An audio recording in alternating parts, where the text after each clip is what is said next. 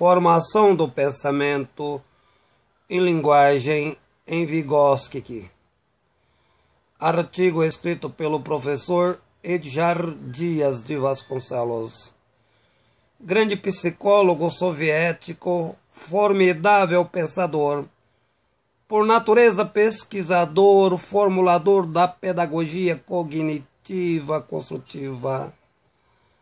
Dominava diversas áreas do conhecimento: genética, filosofia, psicologia e pedagogia. Autor do magnífico livro Pensamento e Linguagem. Portanto, o criador da teoria da construção do saber, sendo seus trabalhos elaborados pelos anos 30. Morreu muito jovem.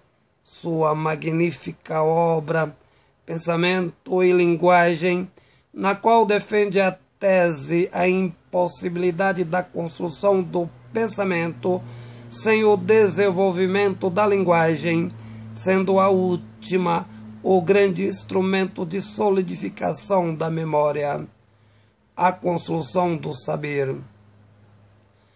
Vygotsky, profundamente influenciado pela filosofia da mente, como também pela filosofia da linguagem, o filósofo Wittgenstein estudou criticamente o campo da linguística, particularmente a filosofia como fundamento e a psicologia como sustentação da linguagem construída. Em sua obra referencial estudada internacionalmente, Pensamento e Linguagem, livro indispensável ao estudo da pedagogia contemporânea. A preocupação fundamental de Vygotsky refere-se à visão tradicional de cultura do mundo ocidental, particularmente Santo Agostinho. O discurso, a representação da fala, expressão exterior do processo, cuja dinâmica representa a essencialidade interna da memória. Com efeito, a linguagem, mecanismo indispensável à formação do pensamento. Vygotsky anuncia de forma categórica a imagem do pensamento. A estrutura de sua lógica pode ser colocada na estrutura do pensamento, o que deve ser feito, elaborado por uma dialética essencialmente crítica. A fala, para Vygotsky, serve como expressão do pensamento desenvolvido, sendo mesmo reestruturado na medida em que a linguagem é completada, fruto do tempo, como produto histórico. Importante a relação dialética, os aspectos internos e externos, procedimentos mútuos para a construção do pensamento.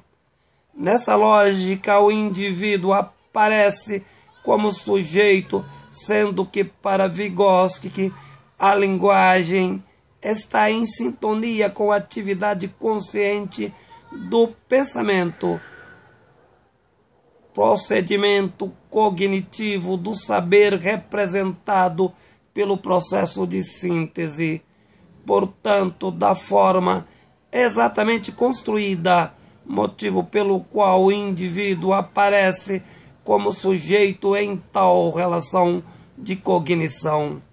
A ideia principal, o pensamento construído, obedece a estágios adequados em relação ao mundo infantil, às significações da linguagem no conhecimento acumulado pelo processo de síntese. Nenhuma pessoa pode viver de forma isolada. Isso é mais que evidente. Toda criança vive uma vida social na perspectiva de sua relação do pensamento em construção. O que significa, obviamente, a assimilação dos signos linguísticos em um primeiro momento por exposição exatamente aos estímulos culturais sociais. Tudo que aprende e desenvolve provém do meio como fruto da socialização, internaliza-se posteriormente. O que reflete epistemologicamente Vygotsky que a cada mediação cultural formulada em seus devidos tempos, o que deve ser entendido nessa análise dialética, o instante em que se compreende explicitamente, determina-se individualmente a denominação etimológica entre as pessoas e o meio social. Pode-se dizer de interpsicológico, relação da criança com o meio e a construção do pensamento pela própria criança a partir daquilo que já foi internalizado. A obra de Vygotsky defende uma tese interessante, a explicação para a compreensão de seu fundamento analítico e global. Culturas diferentes, linguagens diferentes, pensam o mundo diferentemente. Até mesmo a cultura e o mundo é pensado como modelos antagônicos.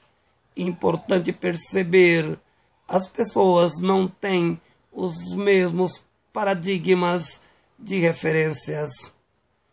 Para finalizar seus estudos epistemológicos, Vygotsky entende coerentemente o pensamento como desenvolvimento social-cultural da linguagem. A pessoa sem a fala estruturada psicologicamente e socialmente passa a entender o mundo não apenas com seu olhar, mas sobretudo com a lógica da estrutura da sua linguagem sistematicamente determinada em sua memória. O mundo é o limite da linguagem, de sua formulação. Aqui está a relatividade da construção do saber, a extensão da fala. Com o tempo, a praxe adquire a mesma proporcionalidade. O que é o saber? Como desenvolve sua elaboração na perspectiva do contexto caracterizado.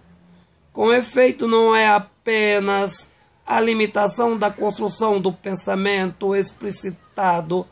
Entretanto, a linguagem construída como fundamento do próprio pensamento elaborado. A forma de agir, o modo de ser, passa necessariamente pelo mesmo mecanismo do entendimento. Portanto, a construção do pensamento é o limite do tempo, da história e da criação da linguagem dentro do contexto social-cultural. A formulação dos raciocínios e dos mecanismos dos seus desenvolvimentos, a processualidade descrita. Desse modo, a natureza do pensamento depende essencialmente do contexto cultural e social.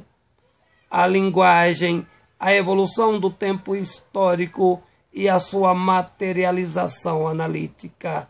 Artigo escrito pelo professor Edjar Dias de Vasconcelos.